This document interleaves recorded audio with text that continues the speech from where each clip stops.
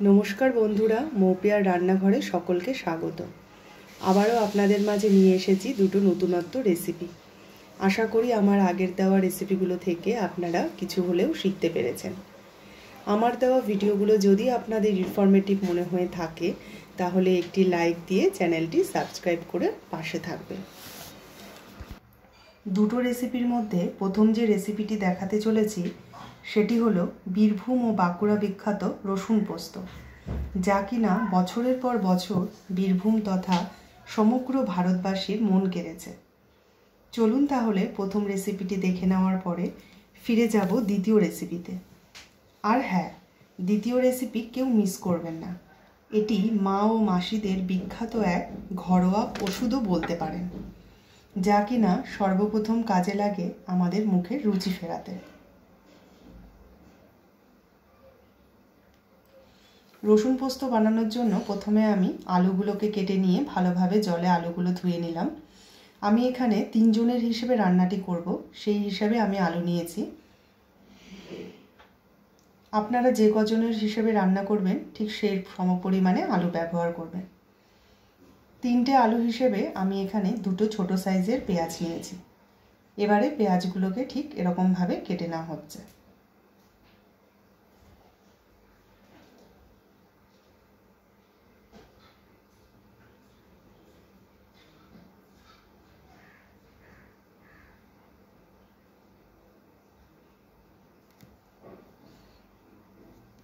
एबारे आमार रसुन पोस्तेर जोन्नो पोस्त लागছে। आमी ठीक এই ছোট বাটির এক বাটি পোস্ত নিলাম। তার সাথে লাগছে 4টের মতো কাঁচা লঙ্কা আর দিয়ে নিচ্ছি 6 থেকে 7 কোয়ার মতো রসুন। এগুলোকে খুব ভালোভাবে আমি শিলে বেটে নেব। তার আগে আমি একটি ছাঁকনির সাহায্যে এগুলোকে ভালো করে একটু ধুয়ে নিচ্ছি। ধুয়ে নিয়ে এবার আমি শিলে এগুলো বেটে নেব। সামান্য জল দিয়ে নিলাম, না হলে পোস্তগুলো বাটার সময় ছড়িয়ে যাবে। এবারে আমি এগুলোকে খুব ভালোভাবে বেটে নেব।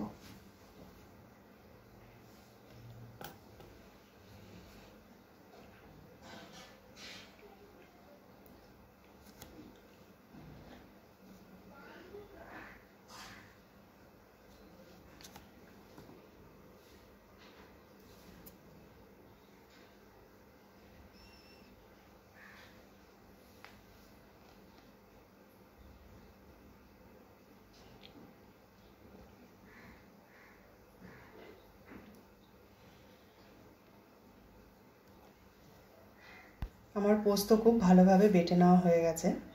এবার আমি কড়াইতে সরষের তেল দিয়ে নিয়েছি। তেল খুব ভালোভাবে ফুটে যাওয়ার পর আমি একটি শুকনো লঙ্কা ফোড়ন দিয়ে নিলাম। এরপর সেই কেটে রাখা পেঁয়াজগুলো আমি এতে ছেড়ে দিলাম। পেঁয়াজগুলো হালকা ভেজে নিয়ে তারপর আমি এতে আলুগুলো ছাড়ব।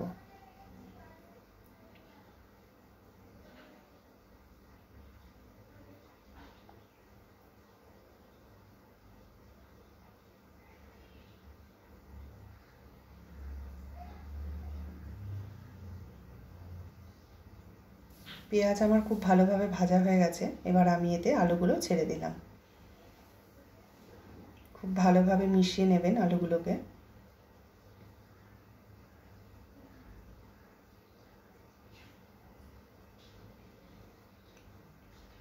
এরপর আমি দিয়ে নিচ্ছি স্বাদ মতো নুন,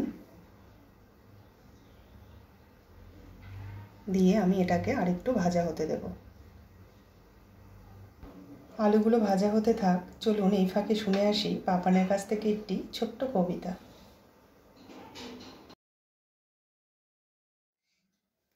সুকুমার লাল লেখা বলটা বল, আইরে ভোলা খেয়াল খোলা স্বপন ডোলা নাচিয়ে, আইরে পাগলা বলটা বল মট্ট মাদল বাজিয়ে, আই যেখানে খেপার গালে নাইকো মানে নাইকো ফুল, আই যে যেটাই উড়ে হবে মন ভেসে যায় কোন ছুড়ু, আই খেপা মন খুঁজিয়ে বাদো জাকিয়ে নাচর টাটেন্ডে, আই বেলা 50 ছাড়া নিয়ম হারাই ফ্রাপি, আজবু বিচাল বেটিক বেটাল মাতবো মাতাল লং গেটে, আইরে ভবে ফুলের ভবে অসম ভাবে ছন্দেতে।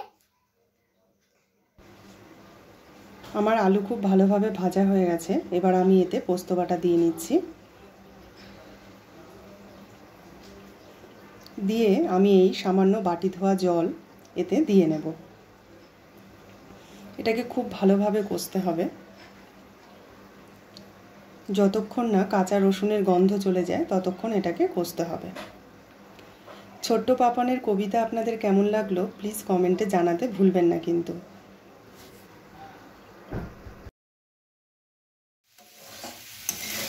এই রসুন পোস্ততে কিন্তু একদমই জলের ব্যবহার হবে না। গ্যাসের আঁচ একদম লোতে করে আপনাদের এটি রান্না করতে হবে। আমার রসুন পোস্ত একদম রেডি বন্ধুরা।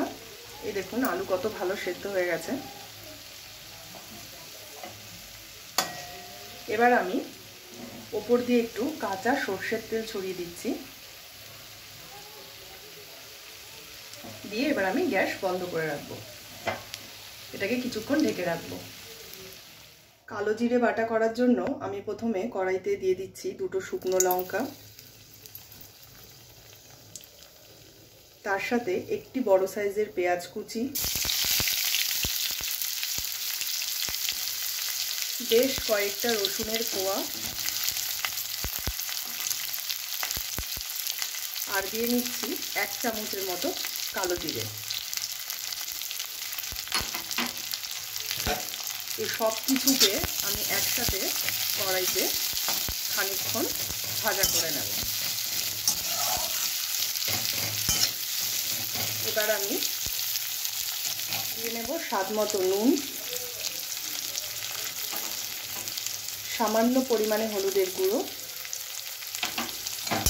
দিয়ে এটাকে আরেকটু মিক্স করে নেব।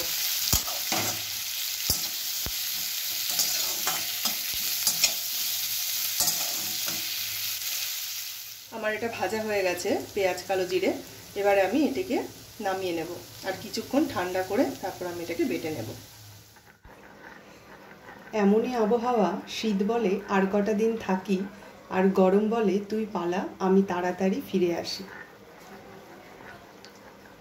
ফলে আমরা মানুষেরা পড়ে গেছি দোটানায়। প্রায় ঘরেই এই ঠান্ডা গরমের লড়াইয়ের কারণে সর্দি কাশি হাঁচি দেওয়া লেগেই রয়েছে। আর সর্দি হলেই কিন্তু মুখে একদম রুচি থাকে না। এই রেসিপিটি শুধু যে মুখের স্বাদ ফেরাতে কাজে লাগে তাই নয়, সর্দি কাশির জন্য খুব উপকারী একটি খাবার। চলুন তাহলে দেখে নিই আজকে দ্বিতীয় রেসিপিটি। কালো জিরে বাটা। শুধু কালো জিরে বাটা একে বললে ভুল হবে। পেঁয়াজ রসুন দ্বারা কালো জিরে বাটা। এতে আপনারা চাইলে গোলমরিচের ব্যবহারও করতে পারেন।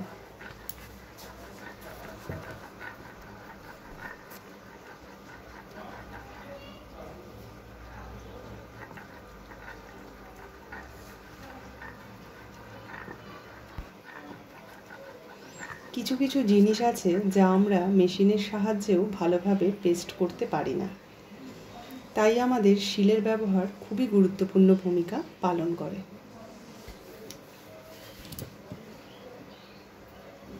এই সমস্ত বাটা রেসিপিগুলির ক্ষেত্রে আমাদের শিলনোড়া ব্যবহার করতেই হয়।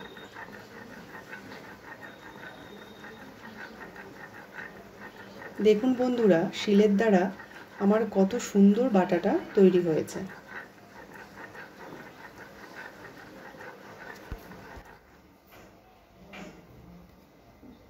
এই শিলনোড়ার ব্যবহার কিন্তু শত শত বছর ধরে হয়ে এসেছে।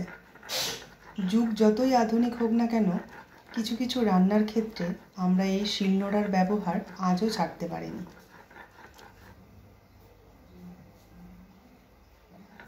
বিশেষ করে দিদা ও ঠাকুমারা আজও কিন্তু এই শিলনোড়া ব্যবহার করে আসছে। আমি এটিকে খুব ভালোভাবে বেটে নিয়েছি। আমার কড়াই গরম হয়ে গেছে। এবার আমি এটিকে একটু 2 মিনিট কড়াইতে নেড়ে নেব।